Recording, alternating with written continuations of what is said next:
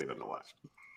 What up? Let's get weird. It's your boy Tommy G here with the Friday Night Roundtable free edition for all you freeloaded motherfuckers who already got an amazing show today at 2 p.m. Go check out Stay Cashin'. If you want to see Bill Rupp crip walk, you want to see my shaved head, and you want to see Evan Hand do a gay TikTok dance. We are here with the best show on the internet, breaking down every single game from a DFS prop and betting perspective. I am here with the whole squad, free for everyone. Normally, this is 20 minutes here, then behind the paywall. We're giving it to you guys for free this week, the beginning of the month, and then it'll go back to behind the paywall next week. So check it out if you like it. Get over to 4deep.com. You can see it at the bottom down there, 4deep.com, promo code BIP20 for 20% off everything at 4Deep. Betting, DFS, combo, betting, and DFS. Anything you want, we got. Scarface, you should lead because you skull fucked me last week. I thought I was the one who was going to have to mention it. No. I'm glad you just got it out of the way. The Lannister always pays his debts. Okay? Yeah. If you have to shave all the way, man. Come on. You came right at my head. I was literally about, me and Scarface had a bet last week on Tyreek Hill. Two bets on Tyreek Hill. And at the end of the first quarter with 15 seconds left, Tyreek Hill had 0 catches. I had a message written out for the DFS chat, Scarface, and he scored a 45-yard touchdown with 5 seconds left in the half, and it just went delete. So, outscored Kelsey, outscored who's the other guy you had? Cooper Kupp, who's invisible now all of a sudden. But yeah, Tommy wanted to put more on it, but I didn't want to spin him too much. I did. Well, no, I would have won the other parts because I wanted AJ Brown. So I would have won that, and I don't know if I would have won tomorrow. I wouldn't have done the AJ Brown bet. Yeah. So good call by you. Fuck you. Still didn't hit value. I'd like to say still didn't hit 3x. What are you talking about? He 9,500. He did 27.1. Oh, come on. I mean, that's what I said. It's got to hit like 30. Be worth it, but yeah. 2.98x. Okay. But great call by you playing Tyreek Hill last week. I thought it was a terrible matchup. Brian Haley, what up, motherfucker? You're back. I'm back. I'm ready to rock week 9. Ugly slate if you look at it just on the surface. A lot of low totals, but I think there's some hidden gems we're going to uncover for folks here tonight. All right. And we have Constantino, who's still looking up Trevor Heineke. Constantino, did you find that? Well, let me update everybody. Number one, I picked fucking Tyreek Hill last week first, okay, Tommy, and then you lambasted me, and then my man Jerry. You're starting with that? So it was a combo, Mike and Jerry combo. It was a double. Number two, let me tell the listeners, they walked into me and Tommy live betting right now on something that I already have the proof on my screen on. So Google Tyler Heineke chain plane. You're going to see Tyler Heineke shirtless on a plane with a chain up, chains around his neck, and Tommy's telling me I'm wrong and it doesn't. I did, yeah. Well, you won't find it if you Google that. You'll have to Google Taylor. I wish I could take the camera thing off. No. I'm just saying you have to Google Taylor Heineke to find it, not Tyler Heineke. But, Taylor Heineke. Heineke. No, not Taylor Heineke. That won't work either. It's got to be Taylor Heineke. There's so many pictures of him shirtless with a chain on. I mean, Tommy's going to find the way I lose the bet. So no, you got it. I see it here. I mean, that was Kirk Cousins. That's what we all thought. But, Mike, congratulations. You won that one. Thank you, Tommy. Thank you. Won that one. I'll give you the win to start the show. And Goat is here. Lost the tie. A little casual. You're already a little drunk. What are you drinking over there, Goat? Hey, guys. I'm here to drink tonight. How's it going? I hope everyone is ready for a good time. Yeah, I mean, I've never seen anyone get drunker faster than Goat. Like, it was 9:15 last night. He was like, chat. I wish. That's my drink. I got to drink like 18 of these just to get a buzz. So, all right, let's get to it, guys. I actually kind of like this slate this week. A little bit behind. I got about 3 more teams to do to be complete, and then I'll be putting my article together tonight. But I know you guys are all locked and loaded, so I will tell you the 1 or 2 games that I haven't fully dove into yet. But from what I have, I actually like it, Healy. It is a little bit sloppy. I kind of like that. I like to consider myself a Ninja Turtle. I like to play in the sewers. I like when it's grimy and dirty. I feel like there's a little bit of an edge against the algorithms. But talk to me a little high-level overview of this slate, and then you can kick me off at Minnesota, Atlanta. Yeah, so this one, as I mentioned at the onset, on the surface, a lot of low totals this week. Obviously the marquee game going on in Germany that's going to be played outside of the NFL main slate. Can we talk about that for a second? I mean, that is the most fucking ridiculous shit I've ever seen in my life. One, that you're sending these two, probably the marquee matchup of not only the week, maybe the year Everyone's waiting for this game, right? You're sending this to fucking Germany where they don't give a fuck. One. And then you're putting it on at 9:30 in the fucking morning, which is 6:30 in the morning California time. Why would you take the marquee matchup of the week and stick it out at 6:30 in the morning in Cali, 9:30 on the East Coast? Everyone's at church or sleeping, depending on what coast you're on. I'm still waking up at 6:30. This is fucking insane, dude, that they're doing this. I like it from a betting perspective because we're going to have a lot of action early. We're going to have a lot of props and opportunity to bet at 9:30 in the morning. But from a DFS perspective, I mean, every total, Healy's like 38, and then you got the 50 sitting at 9 a.m. off the slate. Yeah, no, exactly. I'm German. Someone's phone's coming through again. I'm German. That's good, Trevor. Yeah. Congratulations. Joey? No, yeah. They're trying to sell the NFL to Germany. They're not going to do That's it. not buying shit, bro. Get out of here. Fucking Germany. You got to do what you did with the Jaguars. You got to like send a shitty team that you send fucking the Panthers or something out there. Exactly. So, I mean, the game, on the surface, it's going to kind of be structured around that 425 game, the Dallas Cowboys at the Eagles. I think that's where kind of the marquee game on the main slate for that matter. So I think we'll kind of break things down and talk through ways to either how do we incorporate that game into our lineups, or, if we think that game is going to be mediocre, and guys may underperform. They are expensive. So it really needs to shoot out for a lot of those guys to smash value. So looking forward to jumping in and breaking it down. What game you want to start with, Tommy? Let's start with Atlanta. Start Minnesota, Atlanta. My picture's crooked here. Can I give the lead here for this one, please? Yeah, let Mike go first. Oh, yeah, not even the game. I just want to give please the lead. take the game because I just don't want to hear it all, Chow. It's the matchup we've all been waiting for. Jaron Hall against Taylor, don't call me Tyler, Heineke. Who the fuck would have thunk this? But go ahead, kick it off from there. All right, get it, Hilly. Yeah, as you mentioned, one backup quarterback and another should have been starter from the beginning, Taylor Heineke. I was a little premature with this call. I think I said in week 6, I thought he'd be coming in the starter. Ritter did have his one good half of football and kind of survived for another week or two, but here we are, the Heineke era. Unfortunately for Heineke, Drake London is going to miss this week with a groin injury. So really, really banged up there. If you wanted to go to Heineke, obviously the pieces now are extremely cheap. You got Van Jefferson from Jerry's LA Rams. He's kind of, dusted up in my opinion. Kadarius Hodge. Matt Collins is probably the most reliable. Yeah, I mean, to be honest, I think this is a game where he's going to have to hone in on Pitts and Jonnu Smith if they really want to move the ball. So I'm fine going to either one of those tight ends. Bijan Robinson, his price has kind of come down to, I think, appropriate levels based on just sheer performance. Algier, they continue to really split snaps, but we know the explosiveness. The Vikings, didn't fully sell out here. Obviously lost their quarterback, but bringing another one in. Tight ends for Atlanta, for me, a little bit of interest in. And Heineke, I would say he is a $5K value quarterback that is in my pool as it stands right now. Yeah, a little tough with Heineke there without Drake London. I mean, yeah, like you said, Haley, I agree with you. The tight ends are probably the spot to go. Pick a cheaper. You can pretty much take those 3 cheap receivers and just sprinkle them around your multi-entries. If you have similar lineups, like just put one on each of 3 different ones and throw it out in the milli makers and shit. Scarface, how you playing this? I mean, this isn't a great rushing matchup for Bijan here, even though he would be a guy we'd want to lean on in this spot. Minnesota's been pretty good against the run. I think they're top 6 or 7 in the league. What are you looking at here?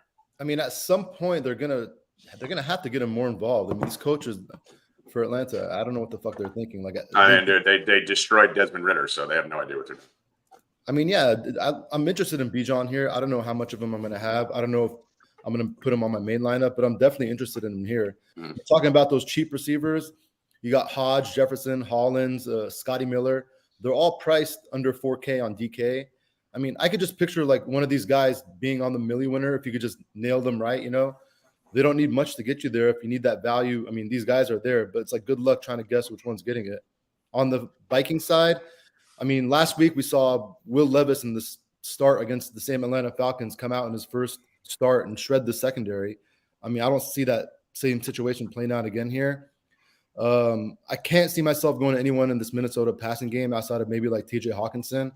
I think out of all the pass catchers, he's the one whose targets probably remain the safest, whichever quarterback they have under center. I mean, as far as the running game goes, it's still kind of messy for me. I mean, just trying to figure out between Madison and Akers, it just there's no round. Yeah, it's not worth it. I don't know. I'm not going to sit here and try to play the guessing game on either one of these. And the Falcons are a good run D. You don't want to even fuck with that. Yeah, I mean, it's just that for me, the tight ends in this game, it's Hawkinson and it's Pitts. Those are the guys I would probably want to target the most. Trevor, you like all this weird, crazy fucking 3K plays that you hit all the time. Do you have one for me here? I don't, but this is what I do have, Thomas. I'm not touching this game for DFS as far as I'm concerned. This game isn't even being played, but for betting and props wise, really, really love Robinson's receiving yards. Don't even care what they are. And really, really love Dobbs' rushing yards. Well, Dobbs isn't playing. Dobbs isn't playing. Hall's playing. Yeah, they announced Hall's playing. Yeah, Jaron Hall's playing. Dobbs ain't going to be ready in 1 week. See that. Well, so okay. That's the under on Dobbs' rushing yards. Yes. I got him under a half. So I love Robinson's receiving yards tremendously. Yeah. That's why we usually go to Trevor last, because he's drunk and doesn't even know what's going on. Constantino, what do you think here? Anything?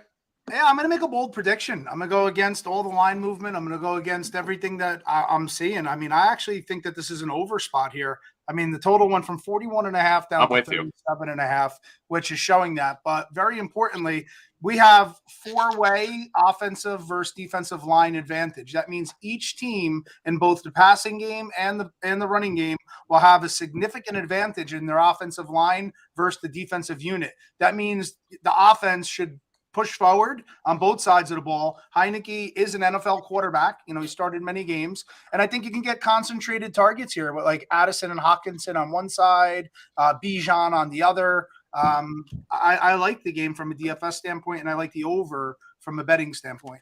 I don't hate the over. I think this thing came down a little too much.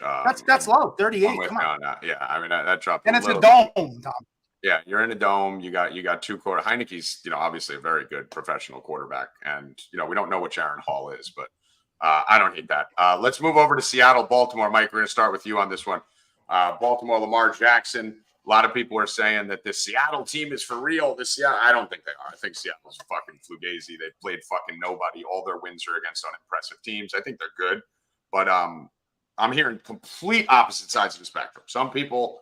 Lamar Jackson breakout, goes fucking ham at home game. The other one, this is a Lamar Jackson fall on his face game. Where are you at on this, and who do you like for DFS? It's funny. Me and my dad just had that, discussion per se, and I'm on the Baltimore side, and he's on. He likes Seattle, and people are very split on this, very strongly opinionated. Even my own household and my own family, I should say, not household. But the Ravens, again, we talk about the trenches all the time. We got a home game here, which I like. We have the West Coast team coming East Coast, which puts me also on the Ravens side. And then, offensive line in the passing and running game, they have a big advantage on the line. They should be able to move the ball. Lamar at home. I love Andrews. Tommy, you take a win, and I take an L on the fucking pairing here with Flowers. With Lamar. Just play Lamar. Yeah. I mean, you really just don't need them. It's either naked Lamar or Lamar and Andrews. I like the Ravens D here. I like Seattle, but like not on the road here. And I think you could pass against Seattle. I don't love this spot for Kenneth Walker here. I think the Ravens D is a little sneaky here because they're spend up at 3,800. So it's Lamar, Andrews for me, and maybe like the defense if I want to get cute. All right, Scarface, what are you looking at? I mean, I'm kind of with Mike on this. I think you could definitely go back to Lamar here. He didn't put up good numbers last week, but I mean, he's playing at an MVP level right now. Those Gus Edwards touchdowns, I mean, those could easily be Lamar touchdowns. Mm-hmm. I mean, those were inside the 5-yard line, almost all three of them. And Seattle's defense isn't one that scares me either, especially on the road. It could be like a situation we saw with Detroit a couple weeks ago when Lamar just went ham on them. I don't think you need to go to any of his receivers either, other than Andrews, who's definitely the one I want to pair him with. These other guys, they may catch a touchdown. I mean, they never really have the upside to win you any tournaments. But if you wanted one of them, I mean, you could probably go to Flowers on DK. Flowers looks like he's going to be chalk, right? Like, why is Flowers? What do you guys see? Week because of his price. He's cheap. Like on FanDuel, I'll probably stay away from him. On DraftKings, I mean, if you happen to land on him and you want to throw him in a stack, I mean, I mean, I don't hate it. I mean, dude, if I'm going, I feel like for me, if I'm going Flowers, I'm forced into Lamar as my quarterback. Because if you're going playing to Flowers, you're definitely going you Lamar have to because go to he is Lamar, not going right? to go off unless like, Lamar goes who off. are these people that are playing Flowers solo? Because the bottom line is if Flowers goes off and he goes for a buck and a touchdown, then that Lamar's ceiling game, right? Because you know Andrews is walking away with 60, 70 yards. And you know there's another 80, 90, and we got the rushing. So, That's I mean, it's either – I don't understand how Flowers is 20% and Lamar's coming in at like fucking 8, right? Or 10. Like, who's this 10%? But the pairing is definitely Andrews. Andrews is the one you want to pair with him. Whenever Lamar pops, it's usually Andrews with him.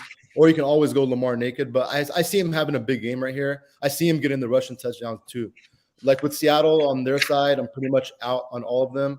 Walker's kind of banged up a little bit. Metcalf, he's missed this week practice with an injury. I'm not a fan of Lockett or JSN either. I'm not going to play Charbonnet. And I'm out definitely on Geno. I mean, playing at Baltimore is a tough matchup. There's other spots on the slate that I'd rather pick on, so I'm passing on Seattle. Yeah, I'm with you. Mike, what is that? Mike's got like one of those ASMR mics, huh? We can hear every page turn. Oh, the papers? Really? You heard it? You hear that? Yeah, you guys hear it, right? It's like, really? You ever see that ASMR stuff the girls do at night? I like the guy that does wears the black gloves and he eats like tacos and and he slices it. Chop, slice. Yeah. Haley, what are we doing here? I think I have a little more interest on the Ravens side. I do like Lamar and the Flowers pairing. The Seattle defense allowing six most fantasy points to opposing wide receivers, particularly the number one. I know he did flop in last week's matchup, but I have no problem pairing him up with. I mean, he flopped, Lamar. but the targets were there, the receptions were there. You know, he had 7 targets, 5 catches, he just had 19 yards, right? So even in the flop, I just shit on Zay for a bit. Even on the flop, he still had the volume that you're looking for, right? You get 8 targets, 5 or 6 catches at 5,700. That's a decent spot. Yeah, but I do like what you guys said around like if you're playing him, you're playing him with Lamar. Like you're not just playing him as a one-off in your lineup as another piece with another stack per se. Yeah, because you're just basically going to lose to the Lamar team. Yeah, and obviously no issues with Andrews if you can afford him. 6,800. I know we typically like to save a little bit at tight end, but if you're playing Lamar, he definitely has the 2 touchdown upside that we'd like to see. As far as Gus Edwards go, Jerry almost got Jerry home last week. I had him at 3%. Put him in my core last second on the site. FanDuel only play because that site's much more touchdown dependent. Would only consider him there. Not a DraftKings play at all for me. On the other side of this game, Ravens leading the league in sacks. So they're definitely going to get pressure, but I do expect them to find a little bit of success. I think one of these receivers does have a day. They bring a ton of blitzes. They do give up quite a bit of points to opposing wide receivers as well, the Ravens. Mm-hmm. So it looks like DK did clear the injury report today. He's fine. Yeah, he doesn't have a designation. Yeah, he's the kind of guy I like when they bring pressure because he could break that slant to the house. Lockett a little bit more dependent on, a little bit more time in the pocket. Same with JSN. So if I'm running it back, I don't think you have to, but if you do run it back, I do have some interest in DK, who I think could take a slant all the way to the house here this week. And you're looking at a DK price that's kind of incorrect based on his volume for the last 2 weeks, right? There should be some regression towards, he's had 9 catches on 24 targets in the last 2 weeks. DK is, man, we haven't seen the upside out of him this year. We're seeing the volume now. He has a good floor. He has a good floor. Right. Dude, 24 targets. 24 I don't know if this is the game for him either. For that upside. I don't know if it is or if it isn't. I just know 24 targets in the last 2 games, only 9 catches over that 20. That's variance, right? Like that's going to level off. So if we have injury, I think he's got that nagging. It might be right. I'm not playing him just at 7K. I'm not relying on it, but keep in mind it's another situation where don't let the box score just throw you off that he's scoring 10 points a week. He is getting 24 targets. So one of these times that is going to pop. You never know when he's going to get right. I just don't think he's fully healthy. Trevor, do you know which quarterback's playing in this game? Yes, I do, okay. But I'm all about the Lamar Jackson naked, but I do really like the Metcalf call. he's matchup proof. It's that simple. And if the game flow is going to be Baltimore's getting the points, Seattle's going to do something, aren't they? I mean, how are they going to do it? Metcalf is matchup proof. So, yeah, I really like Metcalf. Yeah, Metcalf's my guy. Arizona, Cleveland, obviously. One more question. What about Fant there? What about? Hold on, let me go back. The thing about Fant is they're using Bobo a lot. Also, it's like exactly. I'm not a Fant guy. Fant hasn't really done much this year. Bobo actually ran one in last week. Yeah. Okay, Bobo seems like the guy they like to target more than Fant. Yeah, and Baltimore's good against tight end. Let's go Arizona, Cleveland here. This is, I mean, I don't know, Jerry, figure something out here. I mean, this game is just so fucking ugly. It's disgusting. You got Clayton Tune going against this Browns team at home. I mean, it's just a complete pass for me on all the passing game from the Arizona side here. I mean, the running game is also kind of a disaster. What's his name? DeMarcado. I think he popped up today on the injury. I think he's out. He's out. Yeah, he's out, right? Yeah, he's out. Yep. So, I mean, listen, I'm a huge Keontae Ingram guy. I think he's a super talented running back. I have no fucking idea why he just completely fell out of sorts, but it's Cleveland. So you're really going to fucking play for Cleveland? It's Cleveland, and it's on the road. You got a rookie quarterback. I mean, they're going to stack the box. They're going to force him to throw. It's going to get. They might score fucking 8 points in this game. I mean, it's maybe like a fucking that? 2 field goals and a safety or some shit. Like this. Whoa. Guys, I don't know what he's perfect. His Oh. completion percentage is 100 in the NFL. Clayton Tune could have a game. That's true. He'll probably go 30 for 30. This could be it. This is the spot. Haley, you got anything here? Yeah, I think both defenses actually are in play. Like even the Cardinals side, like the way they score is if they create turnovers. PJ Walker he's turned the ball over as well. Actually, I think Deshaun's starting, right? I think they just announced it. Yeah, they just announced it. Deshaun's back. Yeah, so it was Walker up until the end of the week, but it's Deshaun Watson now. Okay, so another guy that doesn't know quarterbacks. Look at me go. Yeah, you got Jerry and Mike. Let's just 2 guys out. I mean, Deshaun. I don't know if that's much better. To be honest, like that guy can't throw a football, even though he's back. But I've said he was trash for years. Glad you all are coming around. I think both defenses are in play here. The Browns' backfield, unfortunately, it's just too much of a timeshare. I wish they would commit to one of them. It's kind of across the board with the NFL. I get it, but Ford is questionable. Yeah, I mean, I think Ford's in. I think Ford's playing. Practice fully on today. Friday. Yeah, he's going to play. But the thing about it is that Hunt has been the touchdown vulture every game, right? I don't even think that Ford, you're banking on a big play. If you literally look at Ford's games, all the games that he's gone off, he's had like a 60-yard run, a 70-yard run. He's had 2 69-yard runs this year on the only 2 games he really kind of went off for you from a DFS perspective. So in my opinion, Hunt's the play every time. Because if the game flow gets out of hand, which it won't versus Arizona, obviously, it's always going to be Hunt in the future. We also said it wouldn't get out of hand when Arizona smacked Dallas, so it is the NFL. No one has any fucking idea. But Ford's just too reliant on a big play. So for me, their carries are like the same. Hunt's the receiving back, and Hunt's the goal line back. So I don't see why we'd ever go to Ford here, Jeff. Yeah, and they did sign Kenyon Drake as well, so I think there's a little bit of hesitance. Well, I'm just saying that I think there might be the concern that Ford might be a little more injured than what they're leading on to. I will note one guy here on the Browns, rookie wide receiver Cedric Tillman from Tennessee. Tommy, I don't know if you know him from his time in Tennessee, if he's any good, but they got rid of DPJ. He's going to be the guy that kind of slots in. You got a very, very cheap wide receiver here. Not that I expect the Browns to be throwing the ball a ton, but I don't mind that for minimum price. You know, I know we talked about a slew of 3K receivers in Atlanta, but just another one to put on your radar if we feel he's a little bit more talented. Yeah, I mean, this game is just a complete. I mean, this is McBride or bust for me in this game, Constantino. I love McBride in this spot. Ertz is completely out. You're talking 3,700. It's good game flow. I like Dobbs. He's fine. But, I mean, what the fuck does quarterback matter? The worse the quarterback is, the more I like the tight ends. They're the easiest routes. They're the most reliable routes, and they're fucking 6 yards in front of you. So, and they're the biggest players on the field. So, I actually really love McBride in this matchup. as one of my favorite plays on the board. I know everyone's going to say Cleveland's first against tight end. I don't care in this spot. He got 14 targets last week, and he's $3,000 with a rookie quarterback who's going to need to throw to a big body who can just box out and get open. So you don't need much upside there to go. What do you think here, Mike? As the founder of Team McBride, I'm not going to have him this week, due to the matchup. I'm going to get really cute here. I'm going to play this game in two different ways. I'm going to play, well, first off, getting in the trenches, because you guys know that's my thing. Huge advantages for Cleveland, rushing and passing. I mean, they're going to move that defensive line back 3 to 5 yards, blow them off the ball, rinse and repeat all game.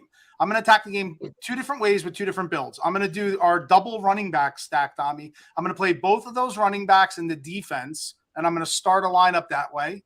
And then I'm going to play another lineup with Watson, Njoku, and Cooper. Now, hear me out. Everybody's going to look at this, rightfully so. With Arizona also being very bad against the run, Cleveland at home, and maybe play the running side and dismiss the passing side. This could be a show-out spot here, in my opinion, for Watson. They're all cheaply priced. Watson even gets some rushing yards, in his 3 games that he did play, 45 yards, 22 yards, 16 yards. I think it could be a sneaky spot. So I'm going to play the game with two different builds. I won't do like a running back and anybody else. Just straight up running back defense. And if I want a third running back, maybe I'll put him in my flex. But there's going to be a lot of running in this game because they're going to have a lead for sure. Okay. I'm not worried about tight end at all. That rank is fake. That rank versus tight ends is the same as I'm more worried about the quarterback, not the rank. Yeah, no. But everyone said we're not playing McBride because of the, how good the don't worry about the quarterback. Guys, Clayton Tune's good, guys. Clayton Tune's a better passer than Josh Dobbs. Like, it's not even close. I watched this. The kid went to Houston, dude. Houston's basically a run and shoot another fucking defense. This was against another defense. Yes. Listen, don't mistake me. I'm not saying that he's going to dice up Cleveland. I'm just saying Dobbs would have got destroyed by Cleveland too. But Clayton Tune is no slouch. Dude, this kid threw for 4,000 yards and 40 touchdowns last year at Houston. This is in college. Shut up. He had a 160 passer rating, okay? Josh Dobbs was floating around the NFL on 30 different teams. This isn't a huge downgrade for the Arizona Cardinals. Tune can sling it. This kid is playing one game. This is literally one game, and then Kyle Murray's in. That's fine. Guys, stop. I'm not telling you he's good or he's the future. I'm telling you in a game where they're probably going to be down 2 touchdowns, he has arm talent. So he can push the ball. There's going to be opportunities. Not from his back. He's not throwing for 120 in this game. Like, you guys are talking about him like just because you haven't heard of him means he's trash. He can throw it. He'll probably throw 8 interceptions. He might not even get 120. Listen. And the whole thing with McBride that you were saying when you said it's a bad matchup, this is not a bad matchup. Cleveland is not a bad matchup in this spot. Mark Andrews diced them for 6 for 90. Now, Cleveland's defense is very good in everywhere. But against the tight end, they've played no tight ends this year. Literally almost every team. To Lamar and Andrews? Well, no, I'm just saying, like, tight ends could go. When people are like, oh, you can't pay $3K for McBride. Tune in McBride. Good, guys, go all in. You could go to McBride for sure, but don't make a case for Clayton Tune. No, I'm not playing Tune. I'm playing McBride. I'm saying Tune is good enough to get McBride there. He's not a fucking moron. He actually could throw the ball. The kid threw 70 touchdowns in his last 2 years at college. He's under immense pressure. There's a horrible matchup. He's still going to throw for yards. Huh? He's still going to throw for yards. He's going to be throwing all day. I mean, somebody's got to catch the ball. I mean, Trey McBride is the best play on the board at tight end. It's not a question. It's not a bad play. I'm not as in love with him as I was last week. 3,700 for a guy who might get 18 targets this week? Dude, he's going to get proper. I'm going to have to make another bet, Tommy. Let's go. 18 targets? Are we betting that? We're going to find somebody to pair 12 targets for McBride. I think he gets 12 targets this week. If we all think Cleveland's going to score and run away with this game, why don't we think Amari Cooper is going to get a touchdown and go for 100? I like Amari Cooper here. Yeah, I got him Amari Cooper is going to be low owned. Right. And if they're going to score, they're not going to shut it down until the third quarter when they're up by fucking 20. Like Cooper. Yeah, I'm all over Cooper. I'm surprised there wasn't more love for him. The only reason I don't like it is just because this defense is so good that I actually, if I'm playing anything in this game in the air, I'm going to play the team that I think could be down 21-0 at the end of the first quarter rather than, but I mean, Cooper's always got huge upside. The problem is, he's 6,100 actually. He's not that expensive. No, so, great. Yeah, you can make a case for him. It's 100 and a touchdown, 6 receptions. I mean, they shut it down. They run it. Touchdown is very reasonable. Yeah, Great. that's it's doable. I don't hate that. Let's go over to Green Bay and the Rams. After 3 weeks, everyone was fucking in love with Love. Again, you guys want to make fun of my bad calls at quarterback. Fuck This dude's a Love. bag of shit. I told you all, Awful. week 3 he's a bag of shit. Awful. He is fucking absolutely garbage. That was straight touchdown variance in the first 3 weeks. Trash. Starface, we do have a situation here. We have Matt Stafford, who's questionable. I'll go into the quarterback situations for each game, guys, just so you know who's playing before we start. We do have Stafford Thanks, here. I Doc. don't think he practiced today. Let's assume he's going to play. We also have Puka coming up on the injury report as questionable here, Jerry. What does it do for you? Where are you going? All right, so Cooper Kupp might be one of my favorite plays on the slate. Right, yeah. Given his projected ownership here, you got Puka, like you mentioned. He's nursing a knee injury all week. He has been limited in practice. They haven't been able to run the ball either since Kyron Williams has been Tough out. motherfucker, Jerry. He's going to play if he's hurt. Puka's going to play if he's hurt. Puka's going to play. Puka's going to play. So he may be This is a 40%. Cooper Kupp game. This is a Cooper Kupp game. No, what I'm saying is we want Puka in. Right? Definitely want Puka in. But I think even with Puka, I definitely want Puka in. Even if Puka's ruled out, I mean, Cooper Kupp is one of my favorite plays. Even if Stafford misses in this game and Rippon is named the starter, I mean, you could expect that McVay has a lot of Kupp in the playbook. The Packers D, I mean, it's known to give up huge plays to wide receivers, and Cooper Kupp is. I mean, he's going to just eat. They're going to feed him the ball. Phenomenal spot for him, man. And he's honestly do the ball. And he's not relying on big plays, so but he's going to put up those big fantasy numbers anyway. He's going to get a lot of targets. He's going to get touchdowns.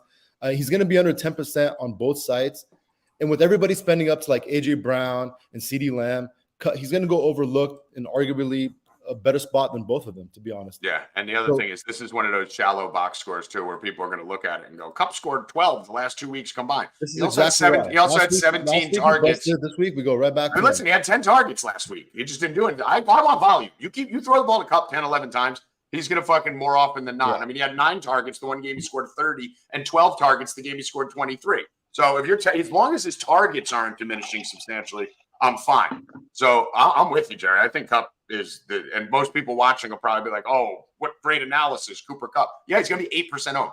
Yeah, that's what we're saying. We want Puka in. You got a quarterback with a sprained. That's the thing. I want Rippon in. I don't want Stafford. I want Rippon to start. When Rippon starts, Kupp is getting the same targets. It doesn't matter if it's Stafford I mean, if that's the case, but be careful if Stafford starts. Even if Stafford starts, Rippon starts, it doesn't matter. Kupp is going to get those targets in this game. They're drawing up. This game is going. The playbook is going to be centered around. And he needs to be fed. I mean, you got to look at the other situation for Kupp here too. They're not fucking stupid. They know that the last 2 games they got smacked around, and that was with Kupp combining for 50 yards. That whole week is focused on Kupp right now. Healy trying to figure out ways to give him the ball. What else do you like in this game? Yeah, Kupp certainly on my radar this week. I don't mind Darrell Henderson. Like, he's the guy they're certainly relying on. It seems he's going to be the guy they roll with and the guy they trust. One carrying the ball, 2 and in pass protection. So I don't mind him at a cheap $5,100 price tag. I don't like anyone on the Packers. Jordan Love is just not good. Like, Christian Watson's tempting at 4.9K, but even the targets he's getting, they're not even catchable. Like it's just like it's all fluff. Like imagine, 8 targets, but the team gave Rodgers away and ruined their franchise for this bag of shit. Yeah, when I watched him at UCLA, Healy, you might have remembered on Twitter. I was going batshit. This kid sucked in college. He wasn't even good in college in the Pac-12. This is a disgrace by the Packers. Go on. I mean, you were just fluffing tune. Now all of a sudden you're shitting on Love in college. So this guy must be awful. Tune through for 70 touchdowns. This guy must suck. But go Ritter! Now, I mean, for me, if there's no Aaron Jones, if he's in, I know he's still questionable, but he's the only Packer that's playable. Like they see need the price him to on play. him too? See the price on Aaron Jones now? Yeah, 6,200. It's certainly appealing. So I wouldn't mind that, but I can't get behind a pass catcher with Love throwing the ball with any type of conviction. Jerry, I jumped off you before you got to go over the Green Bay side. I don't even have interest in Aaron Jones because Love does not throw to the running back. Even these targets to Aaron Jones are nothing. You're looking at 3 for 22, 4 for 17, 1 for -4, and the only reason he got 2 for 86 is because he broke 1 for 50 yards. I mean, this is like if you don't have the receiving upside of 50, 60 yards there for Aaron Jones, what the fuck really is he, right? I mean, the thing with Aaron Jones right now is the price on him. It's the cheapest we've seen. I don't remember the last time I seen him this cheap. Because he sucks. 200 on FanDuel. He's 200 on DK. scoring 7 points a week. LaFleur came out today. He said he's ready to take the training wheels off of him. I mean, I don't think I'm going to go there. I mean, I got my eye on him, but I don't know if there's better running backs on the slate. I kind of like Christian Watson. I mean, Jordan Love does suck, but Christian Watson. Trevor, can you drink further away from the microphone? And the Rams give it up to the receivers. You know, Christian Watson, he can catch a touchdown. He can get to 100 yards. It's not impossible, even though Jordan Love does suck. Yeah, Mike, anything here? It's the Fulton Fish Market fishy game of the week. I mean, we talk about fishy lines, Tommy, today, even on Stake Cash. And this game opened up Rams 1.5, went to Green Bay 3. A lot of it could be attributed to, Stafford, obviously, in the thumb injury. But I don't think Lambeau Field is a very tough place to play. And Packers are a wounded and hurt team. And as Warren Buffett says, buy when there's blood in the streets.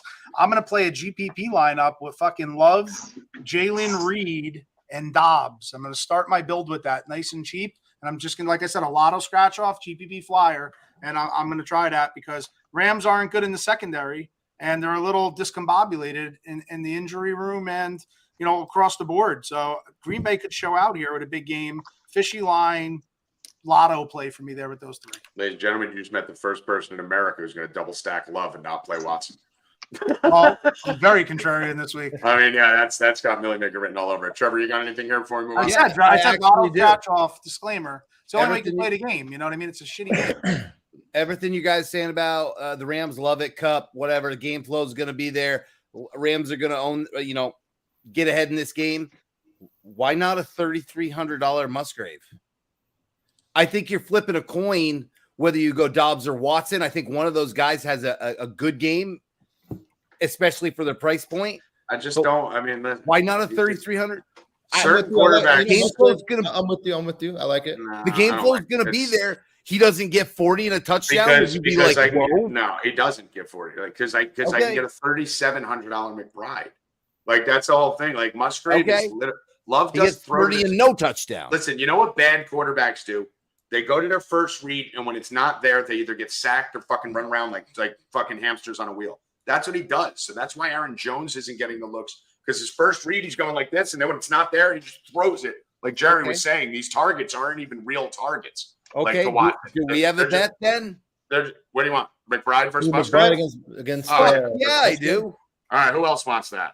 Remember, you're in for 500. I don't think I want that one. But no? I'll let a stripper dance all over me if I lose. All right, got it. All right, let's move on to the next game. This game's a shit show. But Tampa Bay, Houston. Jerry, what are you thinking? I think this game's a sneaky shootout.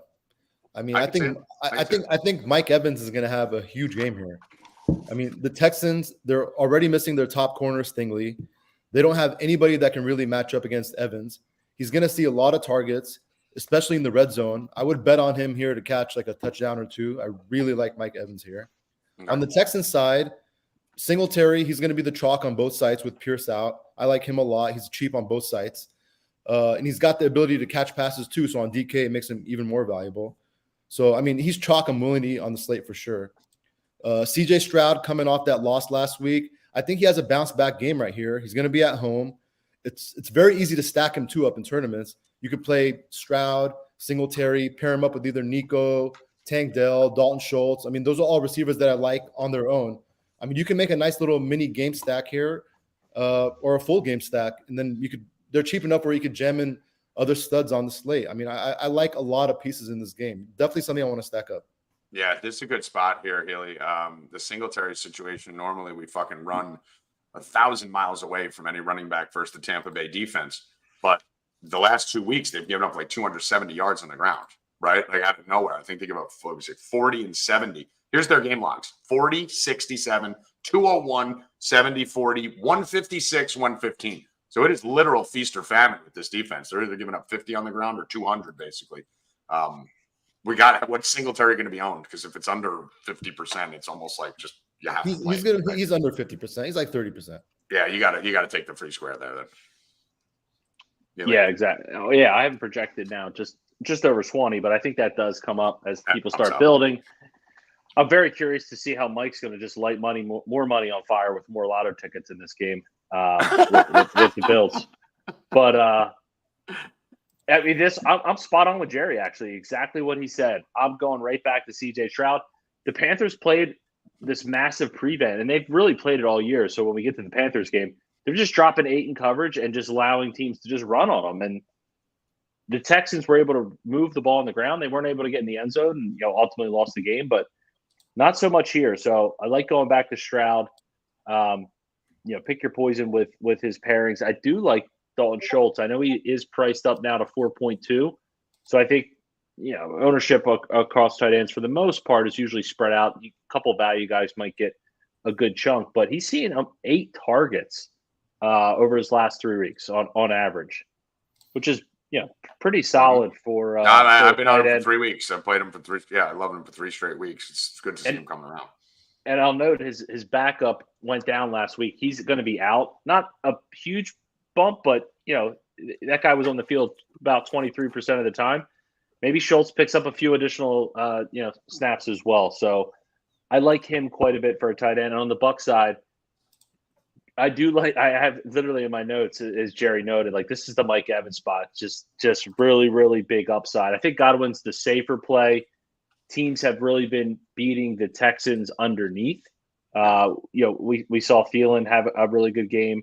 That's what Godwin really does, but Evans brings the ceiling. He's the guy I want to be running all my Stroud stacks back with this week. All right. Constantino. Well, now that you're done tickling Jerry with a feather and insulting my good. GPP lotto builds, Felt good. You okay there, sensitive bitch? I do have Tommy calls me sensitive every week. Do you guys notice that? But you are. Every week. I'm just bantering with the fellas, Tommy. I'm not sensitive. I'm bantering with the fellas. After you picked on me just recently. See, he loves to do this little bit, Healy. He loves to do this bit. Healy, this is another one of my GPP stacks, buddy.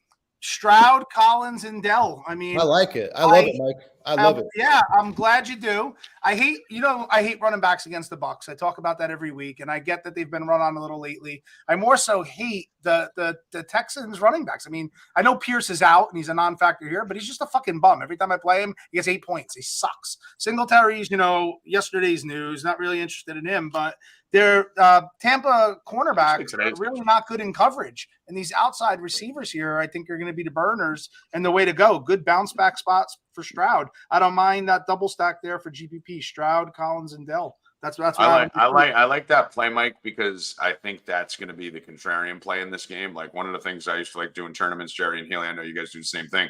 Whenever everyone's going heavy on one guy, right? Like a Singletary or whoever that chalk cheap running back is, they're probably not going to kill you, right? It's not like a chalk CMC. Like a chalk Singletary, even if he goes off, is going to get you 20, right? He'll hit the 5X, but he's not going to break a lineup.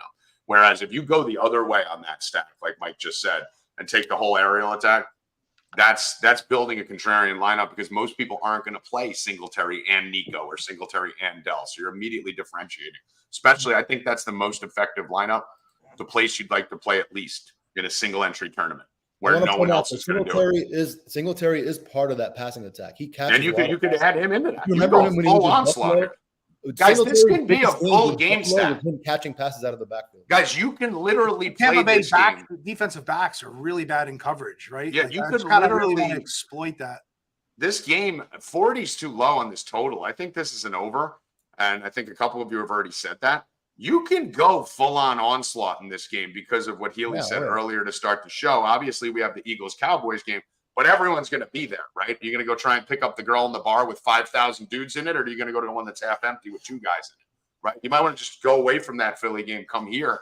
You can play Singletary and Stroud, eat up everything over there, pick one of the receivers, Nico or Dell, play them both, go all 4, do whatever the fuck you want. And on the other side, you have 3 great options, one which you guys didn't even mention yet. You have Mike Evans. Godwin's always available, always reliable. They do 2 different things, which is nice, right? Mike Evans, you're trying to get your whole volume in 3 catches, right? You're trying to catch a 40-yard pass, a 30-yard pass, and a 7-yard touchdown, and boom. And Godwin, you're going to eat up all the underneath shit against a team that sucks against underneath receivers. And Kate Otten, dude, I don't know why this guy's $3,000. Doesn't really make sense to me. If I had to give you one guess, I bet you're going to get it now. who leads the entire NFL amongst tight ends in snap share? It's Cade Otton. He plays Trey 97. It is Willie this week. It's Cade Otton. Cade Otton plays 97% of the snaps on this team. So you got a guy for $3K who's had 6 targets in back-to-back weeks, 9 catches in the last 2 weeks. He's getting 8-9 points, and he's $3,000, right? In a game which we think could pace up. I don't hate him either. So I think there's a lot of options in this spot to play here. Trev, I'm sure there's not much left. Do you have anything weird here? Or which one do you like better, Collins or Dell or Evans or Godwin? Listen, this is, I play the 3-entry max 150. This is one of my lineups going. This is one of my core 4 in those lineups. Jackson, White, Evans, Collins. White's one of my favorite running backs on the board this weekend. They're going to score points. Pass interference to Evans in the end zone because he unguardable. White might get 2 touchdowns this week. Everyone's going the other way, and you're going Rashad White. I don't hate it. Let's go over to Washington, New England. Trevor, we'll start with you in the Washington game. You are a Redskins fan. Injuries in this game. This unfortunate for Trevor. His boy, fire sale. His boy isn't playing. Kendrick Bourne. That's the guy who you love, and you were the first one on. He's not playing. Shut up. Let me tee it up. Shut up. Kendrick Bourne is not playing. Curtis Samuel is not playing in this game. So we do have some opportunity for you here, Trev. Your Redskins sold their whole defense. What are we doing here? What are we doing here? We ain't fucking doing much. Maybe some Stevenson. I could get on board with some Stevenson. I think New England kicks the shit out of Washington, and I think they're going to run the shit out of the ball. I don't like this game at all. What's to like about it? I mean, I don't have all that much to say. Stevenson could get a game flow. New England's ahead. Stevenson could break the slate this weekend. So that's it. That's the only guy I'm on in this game, Stevenson.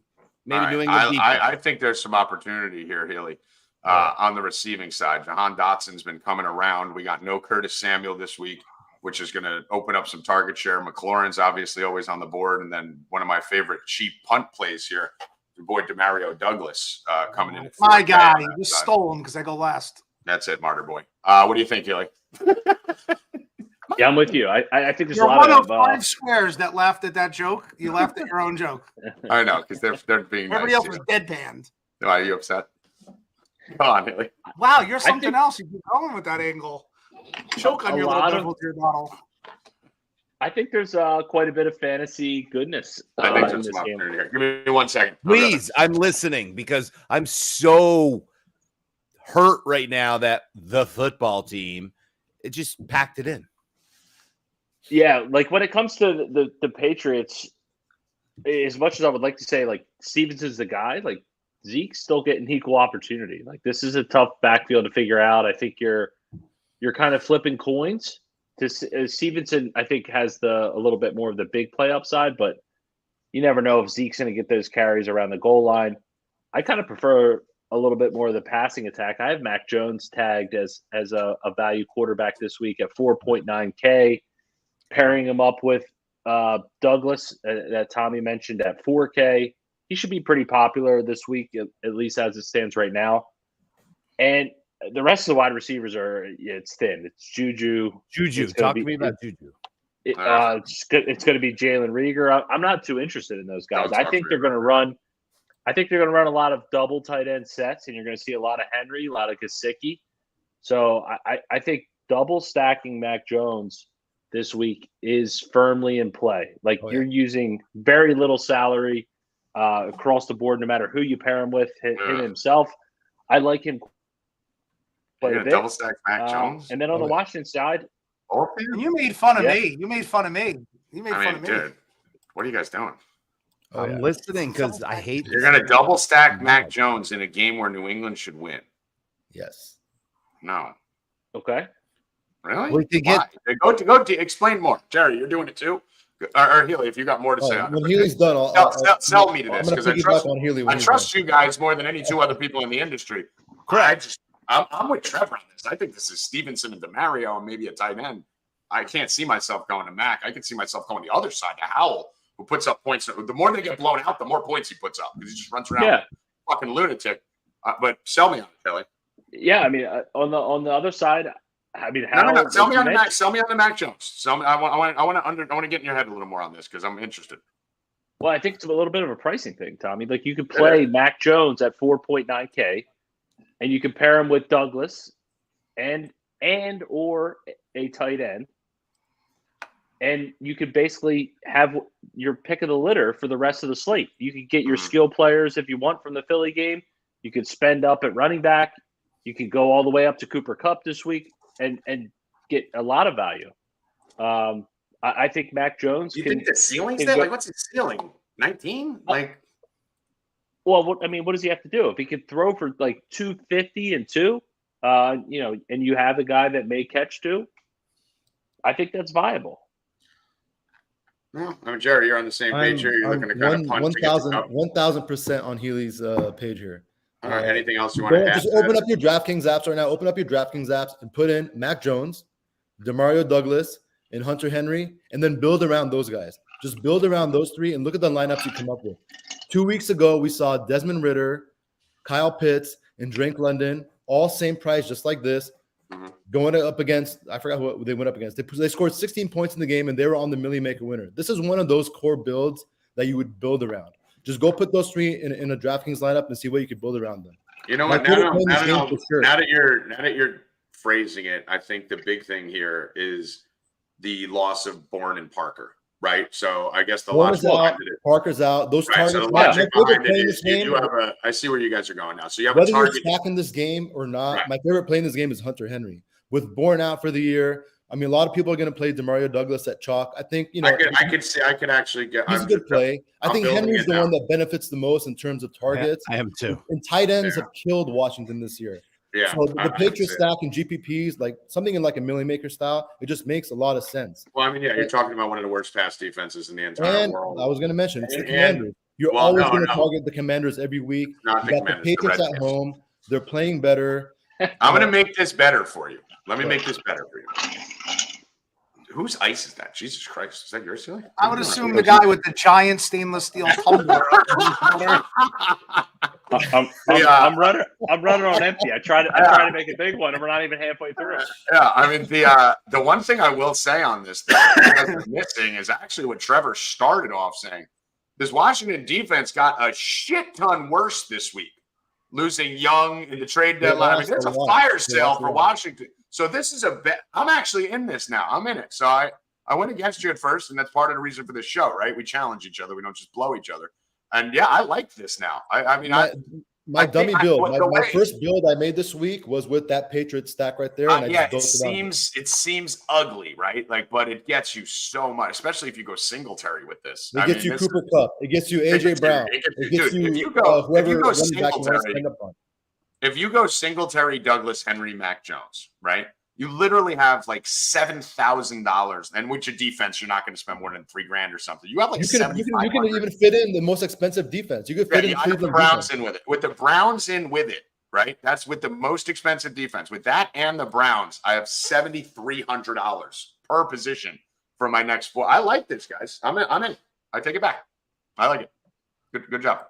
And not only that, you can definitely run it back too, because the Patriots, like we saw last week with your boy Tyreek, I mean, they're not stopping anybody. This could be another one of those games where, you know, McLaurin or Dotson or with Samuel out, you can go down to like Diami Brown. One of these guys is gonna catch. I'm gonna tell you what to do here. I'm gonna tell you what to do. This is what I'm gonna do in the. I've been playing the three entry max for the last few weeks. I think I'm going to a five this week because I just built a few lineups. This is the perfect scenario because I never look at it as one lineup. I always look at it as my allotment for the day, right? I usually only play 3. I'm going one lineup with Jones, Douglas, Henry, and then I'll probably bring it back with Dotson or McLaurin or whoever I choose on the other side. And then on another lineup, I'm playing Stevenson.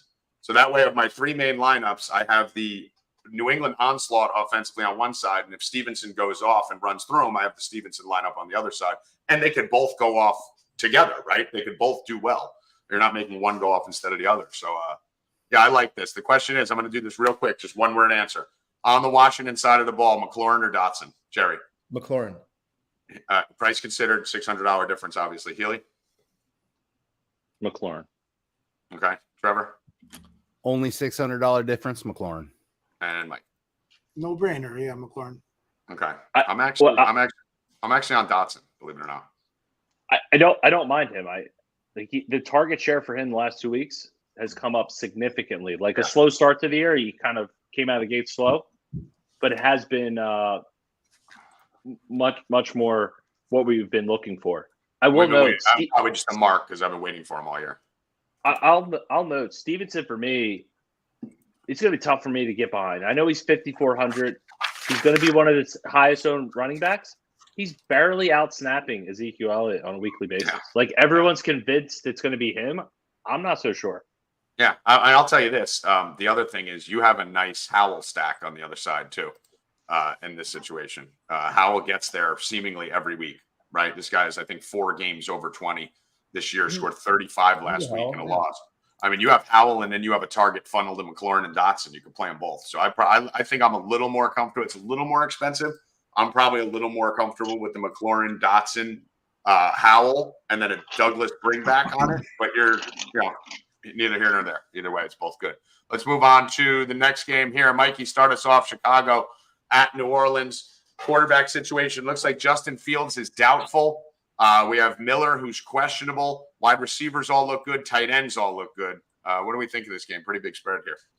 Yeah, I like New Orleans in the spot at home in the dome. Good defense, especially if that Badgett or however you say it is starting. Bagent, however you pronounce it. But I like Carr here. Believe it or not, I never thought I would actually ever say that. Obviously, I mean, Kamara is like, just such a target monster. This could be one of those spots where you just take Carr and Kamara, and you got like all the passing yards. Would you call that team Kamara? Running back yards. I know you heard me. You know what? You can let me go. I'm not. I just said. What'd you say? I'm on a delay. Stop. Would you call that? Mike's the only one on the delay, guys. The rest of us aren't on the delay. Would you call that team? Would you call that team Kamara? I was already saying. What did you say? Would you call that team Kamara? Kamara. No. Would that be your Kamara lineup? And Kamara? No. Well, Jerry liked it. Carry on, Mike. I thought it was funny. I did. Yeah, no, it was cute. It was cute. I just wouldn't call them that. You asked me if I would call them that. It's the Kamara team. No, that's cool. Yeah, but I mean, you could do that. And then also, I mean, I'm ready to rinse my mouth out with bleach and even suggest that this could be a Jawan Johnson, week here too. So if I'm playing Carr, Kamara, and Jawan Johnson as my 3-player stack here in the lineup. Yes. No, you're not. Okay, Mike. So the one thing that I criticize you for every week is your tight end selection is horrific. You're playing guys that I founded McBride. What are you talking about? Okay, you're playing guys. I have it on tape. You're playing guys that their best case scenario is 15 yards and a touchdown. Like you can play Cade Otton 2,900 against the worst. Cade Otton's $100 more and going to get 7 targets. Like, I want to be ahead of it for GPPs. Yeah, but we're talking, cash versus GPP. I mean, look at that Tumblr. That's not. How obnoxious is that Tumblr? I know, he's making fucking He's got 2 tumblers now. Yeah, it's not cash or GPP. He's Jawan Johnson's terrible. Like it's just, you were the one. I'm being a little Jawan Johnson. I'm not saying I'm looking for a cash. It's not contrarian. It's no upside. All right, I'll tell you what.